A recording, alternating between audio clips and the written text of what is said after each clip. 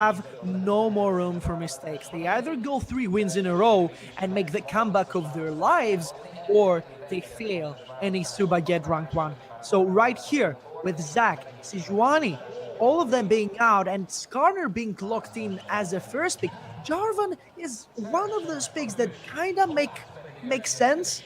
Of course, if you manage to get that Cataclysm out very quickly, then you're not going to see the Tabasco pulling someone very far away, as he is going to get limited into the place of the Cataclysm itself. And that is a soft counter on its own. So right here, we're going to talk about the Cho'Gath, because Illuminar Gaming have played against it before. And when they did, it was on Freeze's hand on the team of Rift Esports. On that time, they picked Vladimir. This time, Gnar is open, and they're going to lock it instantly. All right, so what are we going to see coming out of these two teams? We see the compositions in front of us. What are they looking to achieve, Bliss? Just what does Nightshare want eSuba to do with that draft? Right here, I have to say that it's looking pretty standardized, because right here, eSuba have most of their front line on the top side of the map, which could potentially make them pretty easy targets as a dive for the team of Illuminar level 2, level 3, maybe level 6 on the bot side of the map. And that's exactly what I'm expecting to see. I'm expecting to see Illuminar playing an aggressive game, exactly like we have gotten used to them. I want them to dictate the pace of the game, make eSuba follow their pace, their tempo, not play the reactive game they have been playing till now and had no result. I want them to be more proactive. I want them to be the ones that decide this outcome of the game, even if it's a loss, because their own picks have been the ones that are of hugest priority. Skarner is the one that doesn't play counter ganks. He initiates team fights. The same happens for Syndra too, because he is a sitting duck, exactly like the one on our screens right now, and sees the perfect bait for a team to play around. A sitting duck, a floating duck, have it as you will. All I know is that Illuminar Gaming are certainly going to have to be proactive. They're going to have to do something to come back into this series. DaisyX, their coach, has drafted for them in these games, will have given them a team talk, but they cannot have had a team talk greater than that, which Harold gave them during the break. Just ask yourselves, Illuminar Gaming, WWHD, what would Harold do? Yeah, what would Harold do? And, you know, you have the Rift Harold now, you get to meet Harold. He's the living meme of Hungary. And, like, on the start of his interview, I wasn't really sure of who he is, and then the memes started popping off in the chat. We got an idea of what's going on, and then hilarity ensued. One of the most pleasant breaks of our time. Beautiful. It certainly was. Absolutely.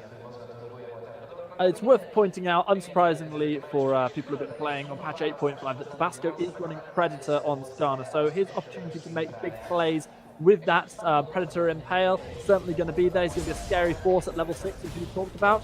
Yet again, we are going to see an interesting play out of Sebex. He steals away the red buff and he throws it as far away from Yeki as possible. Oh my god, that is far. Look at it, just run away. This guy's free. That's a Predator red buff right there, and this is a huge delay for Yeki, because right here he's not gonna have a leash. They know exactly where he starts from, since Ice Beast was pressing on that top side, so it made that easier for Sebex to pull out, because if he started with that wheel and he wasn't on that red buff Yeki, then it would be a terrible start for Sebex. And the only thing he has to do now is survive that first wave while being significantly more weak. Then you take a look at Yeki, and he's not going to be feeling very confident in his clears in the jungle. Yeah, a real rough time for Jarvan starting things off. Sebex looking to survive. Humanoid, who has been something of a win condition for the side of eSuba, he's going to look to punish the Syndra as much Second as invade. That early roam that he did. And it is indeed going to be a little bit of an invade coming in from the Nile. Doesn't manage to find Yeki at his blue buff though, and just goes back into the top lane. Wants to start harassing the Cho'Gath again. Well, they're pretty determined to harass Yaki in his own jungle, and I really like that from Illuminar Gaming because, for starters, they have won part of the top side of the jungle. Right here, I would expect Tabasco to be getting that crab while Yaki was actually zoned into his own jungle, but Yaki will be the one taking it, and for sure, Ice Beasto will not be in danger for a level 3 gang on the top side. Right here, look at Yaki. He's warding over the Baron wall, and he is gonna find out Tabasco. That immediately sends both junglers back, and we're not gonna see any aggression on the top side, which of course favors Ice Beasto. It certainly does, and it was one of those really, really close moments. Nicely timed ward from Yeki, just catching a glimpse of Tabasco, but obviously, as it did that, immediately gave vision of where Yeki must be, having thrown that ward over. So both the teams respecting the fact that jungle's on the top side of the map. It does look like Tabasco's going to look for another play. Ice Beasto baiting this one out. We're going to see Chekuska going a little bit It's a 2 low. versus 2. The, yeah, looking for a potential. This is bad news for eSuba. Yeki, however, who is catching down onto Ice Beasto. 4 low health targets. We're going to see first blood in this third game. Tabasco lower and lower he goes. The flash forward. There's the damage. There's the first blood. And it's Yeki who picks up a kill. Ice Beasto returns one on Chekuska, looking for a second. Will it be a double for the Gnar? Yes, it will. Massive, massive plays from the top laner of Illuminar Gaming. First blood to eSuba. 2 kills for Gnar, though. That early game pressure, that very early on harassment onto Yeki actually snowballs into a double kill onto the top lane of Ice Beast. Right here, look at Sebex, he's so low. Luckily enough for him, Humanoid is out of mana. He takes his flash out, but he's not gonna take a kill away. And right here, eSuba have been completely caught on sleep because Illuminar Gaming found a clear weakness, and they have been punishing from the very first minute. I'm not sure if eSuba have got themselves a 6th man in terms of the crowd being on their side, Bliss, but for a moment there, they did have a 6th member on the rift as the minions were blocking Sebex off so much. And for a moment, I thought that the Syndra was just going to out and out die because of the way she was blocked off. That was definitely a very dangerous moment for Sebex. Right here, Humanoid is known for his rise. Everyone is respecting it. Illuminar Gaming decided that if they want to have a chance of winning this best of 5 finals, they have to take a huge risk. And that was leaving that rise open for Humanoid to pick up. They were expecting it, and they built a strategy around it just to make sure it gets capitalized on. Right here, we do see Ice Beasto banishing Chekuska, and there's Tabasco for the follow-up too. That's not punishment, that's out and out murder in the top lane. Ice Beasto throws his boomerang behind him, goes in with the Gnar. In comes the Predator Tabasco, and it's a 3rd kill already for that Gnar in the top lane, who is looking beastly strong at the moment. That is definitely style points right there, because Ice Beasto was applying that prediction very, very well. That boomerang almost hit the target on the back. It did reset his own Q in the Mega Gnar form, which made a huge difference. And on top of that, look at that huge wave that was stacked on the top side. Right there, Chekuska knew that if something went wrong, he would pay with his own tower. And before he does that, there's also some farm being completely denied away from him. It certainly is, and this is going to be a 6-minute turret first blood. Ice Beasto? No, it's all calculated. He's just zoning one more farm off of the Cho'Gath. That's going to be first turret blood going more over to Illuminar Gaming. They're getting themselves a 2,000 gold lead. That's about the most ahead they've been in this entire series. Double CS on the top side and 3-0 for Ice Beasto. I mean, Illuminar have been severely weaker in both games till now. I mean, there was no doubt that eSuba was simply better, but right here, it's like Illuminar is saying to everyone, Game 1, we simply lost because of the Sebex mistake. Game 2, we risked too much with the Listen ban, and now there's no coming back. We're putting it all out there, all on the table, and we're hoping for the best, and that's exactly what it's looking like.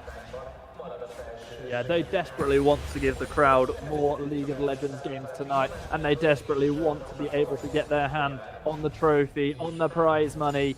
To do that, they're going to have to keep playing like they are right now. Whatever Harold said to them in the break, it's working out so far. The best motivational speech of Illuminar Gaming. The secret of their success lies with the memes. That Ice Beast, though, definitely has those 3 kills on himself. We had Simply hyper carry a game versus a Cho'Gath with the Vladimir. Can he do the same with an R is a question, because that's a much trickier pick to play around. It's a more teamfight based pick.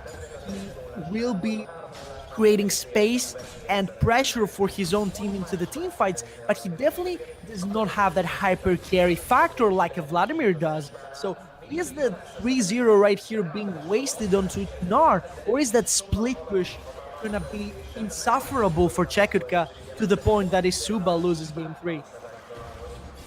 Well, only time will tell, I guess, Bliss, but what I do know is that we're about to see something here in the mid lane. We've got 3 members of eSuba looking to set something up.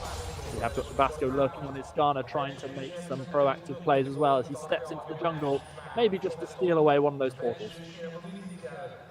Oh, here's that fight we were talking about. Caspers and lands on Sebex, and there it is. Humanoid picking up a kill, and that's one full punishment. 3 men mid, an absolute destructive force of nature. Speaking of which, Ice Beasto is on to the next turret.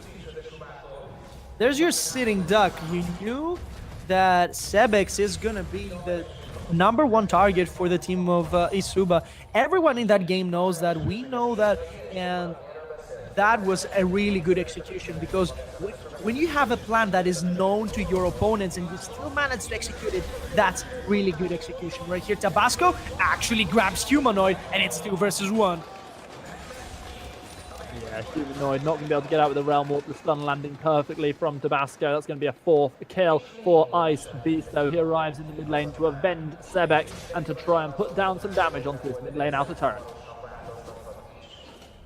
I love how Illuminar Gaming is playing only around Ice Beast, though. I mean, sure, Sebex suffered a death because of that, and in the end, that's exactly where eSuba should play around. But right here, we do see a 2,000 gold lead. Oh my god, Jarvan gets caught and knocked into the tower, but Chekutka is there with a follow-up. Nice rupture coming through from Chekutka. Ice Beasto is going lower and lower as he goes back into the mini form. Sebex gets knocked up, flashes away from the flag and drag. Denick looking to try and get the knockup. Has he got the damage to take down the mid lane? And meanwhile, look at the damage coming through from Kroger, trying to take down Tabasco. Rupture is going to knock the Skarner up. That's going to be a kill for Chekutka, and that is going to be the only kill of that trade, despite all the low health targets that were floating around the map. Sebex still looking for a kill. He hasn't got mana for the headbutt. Pulverize. Denick only has mana for the headbutt and no pulverize, so right there, they're gonna have to be satisfied with 1 kill. eSuba, despite the shaky early game, seem to be doing really well into that mid lane action. Right here, Humanoid has picked a kill and an assist, and he's now freely stacking his Catalyst and Tear into the Abyssal Mask, which is of course gonna make him a really strong duelist versus Sebex. Right here, Humanoid is going to be the one that sets the pace for eSuba, because Yeki has been left behind from the start of the game, and we all know Nardius is going to be on a stacking mission till Trent Infinite. The Buster Shot is not going to be enough to land explosive charge damage onto Nardius that perhaps we would have seen Moonlight Light to get to pick up his first solo kill of this game. I really love the way eSuba are playing quite proactively. They're not just letting Ice Beasto dominate the game. I mean, he is dominating the game, but they're not letting him do it completely on his own terms. If it weren't for eSuba making these proactive plays, they may not be able to get back into the game at all. Meanwhile, on the bot line, Dealer and Woolite actually managed to create a lot of... Oh, Tabasco gets caught. He has no flash, absolutely nowhere to go. Tabasco. He's trying to use his help to get himself to safety, but here comes the teleport from Ice Beasto, and with Sebex arriving as well, it's going to be Yeki who is caught out. Yeki goes down, and just as soon as the catch onto one jungler does not pan out, the catch onto the other jungler delivers an Ocean Dragon into the palms of Illuminar Gaming. I was convinced Tabasco is going to go down right there because he had no flash and he was trapped in with Jarvan in the Cataclysm. But in the end, he was tanky enough because the Shrine was right next to him. It was applying all of its bonuses onto Skarner, and the instant teleport from Ice Beast was the backup that anyone could have asked. Right there, Yeki goes down, it translates into a free dragon, and the Ocean one is gonna make the split push quest for Chekutka even harder. It really, really is. Whoever said that top lane is an island did not tell Ice Beasto for this game, because right now he is everywhere. 100% kill participation, 4-0-1 on the Gnar, impact for every lane. What an Ice Beast.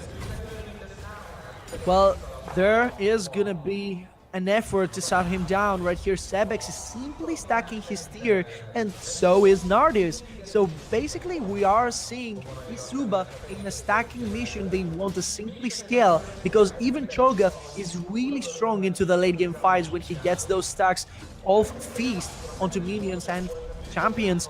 So right here, the game of eSuba should be pretty passive. They want to scale up, they want to get those power spikes so that Nardius will be able to apply a lot of pressure, Humanoid will be able to hyper carry, and of course, they always need the flash of Danik up to have those engages.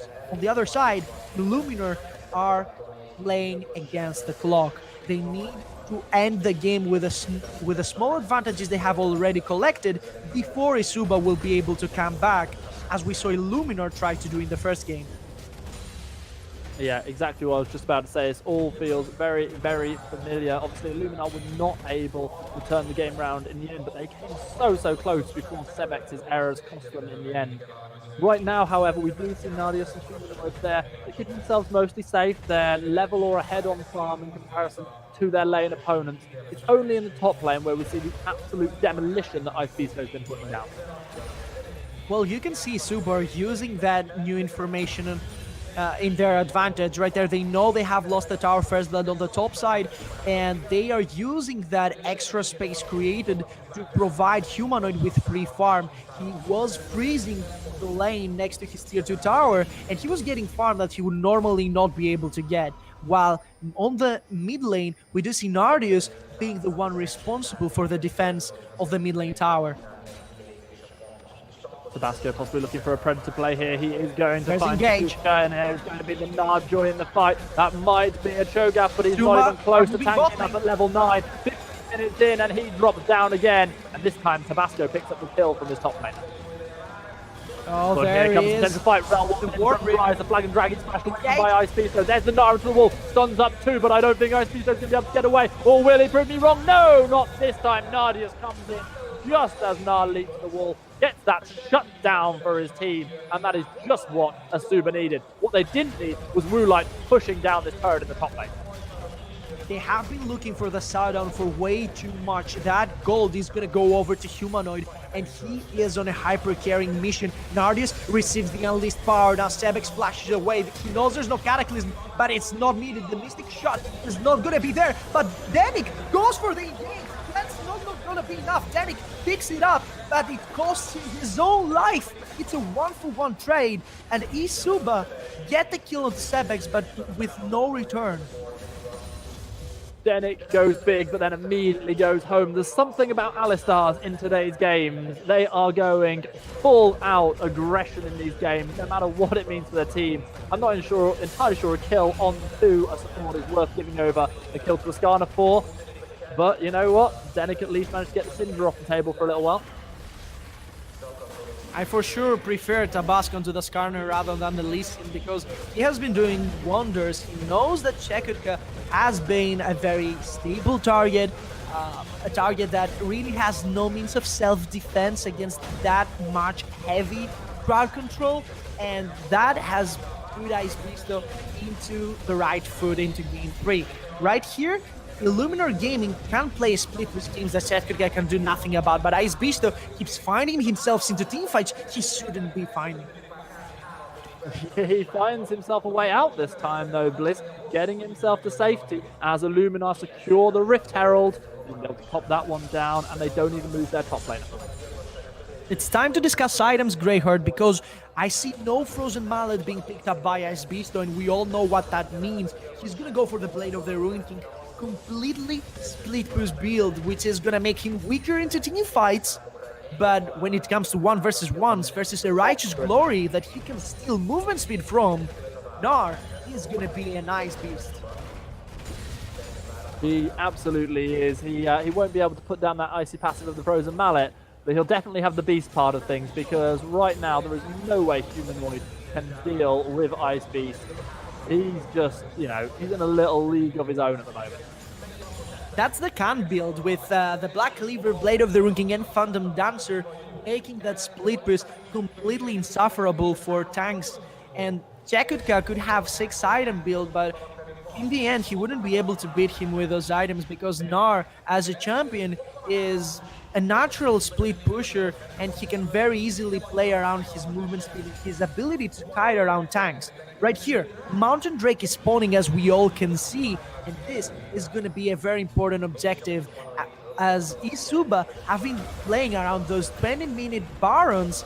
They know that Illuminar Gaming can actually contest Barons with the extra 10% objective burst. They certainly can, and the boost that this is going to give to Wu Light's Tristana as well is significant. Already ripping through turrets with that stack of Infinity Edge. Do even more when you add that bonus damage coming through from the Mountain Dragon. That's a nice, easy secure for Illuminar Gaming. 5,000 gold ahead up the 19-minute mark.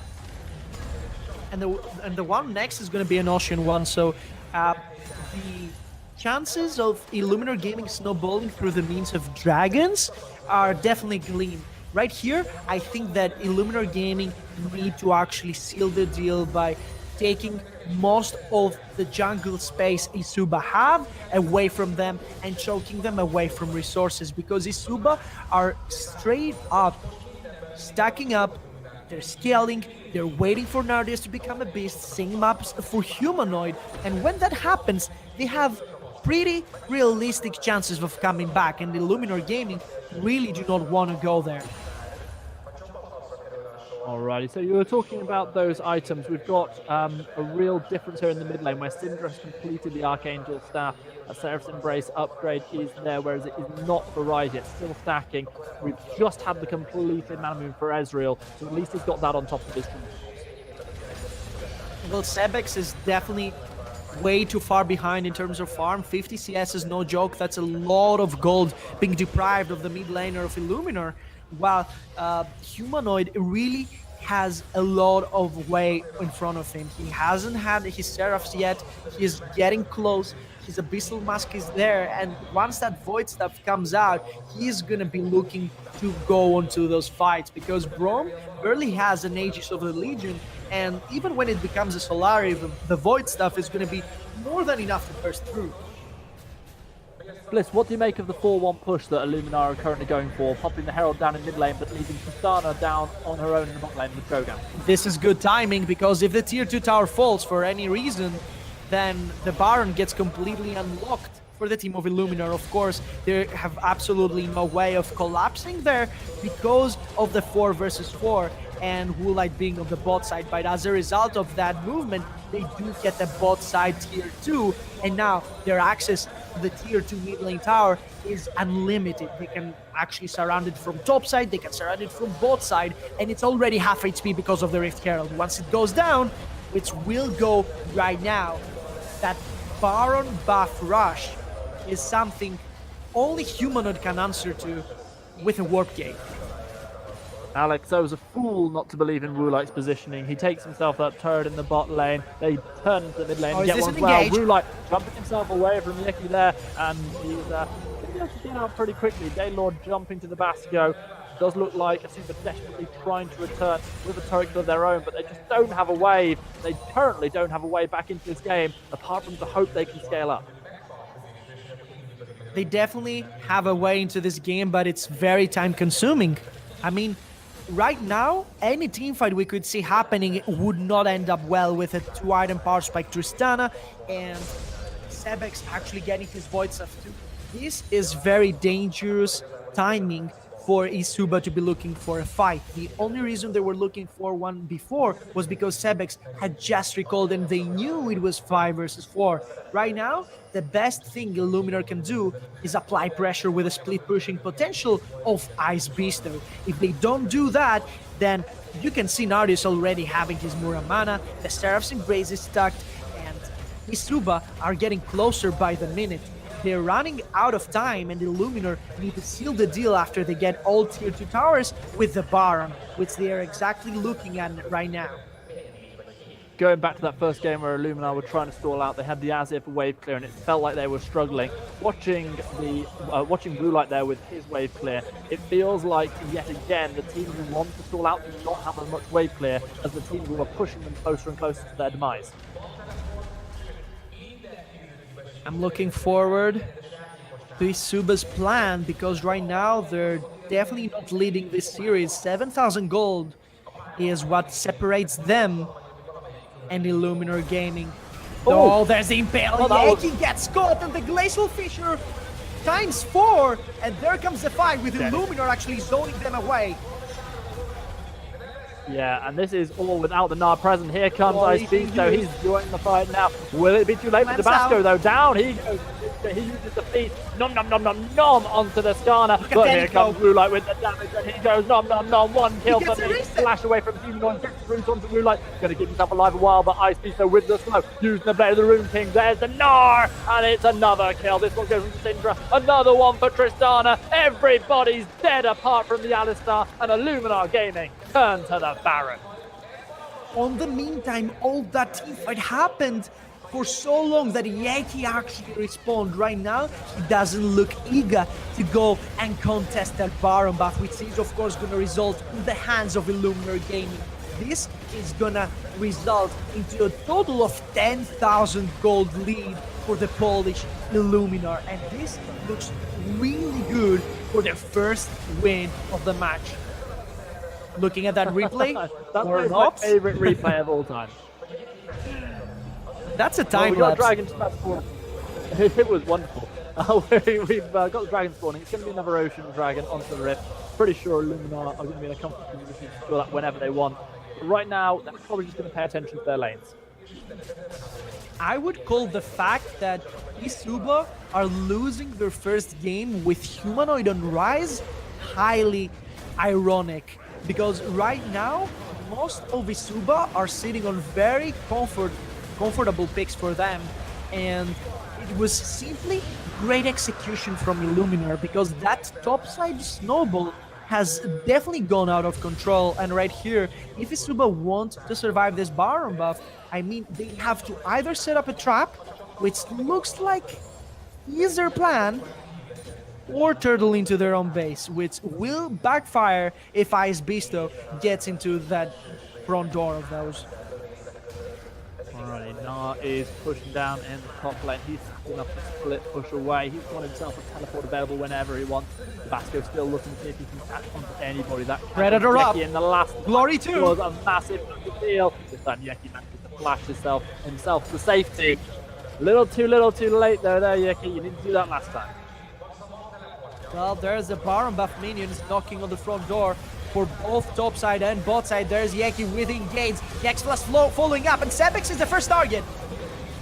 There we go. Cataclysm is down, and so is Jarvan. He drops super quickly. Sebex picks up a kill, and now this is going to be the number one dropping as Sebex picks up a second kill. Blue Light using his buster shot just to knock people away. Humanoid going lower and lower, and he's going to drop. It's going to be a double kill for both Sebex and Blue Light. It's surely going to be game 3 of this series going to Illuminar Gaming, as a rocket jump forward is going to mean a triple kill. And that is all Wu Light needs to make himself feel a bit better about the 2 losses he's suffered to eSuba. He's not going to suffer a third, not in this game. Illuminar Gaming go 1 and 2 in this series.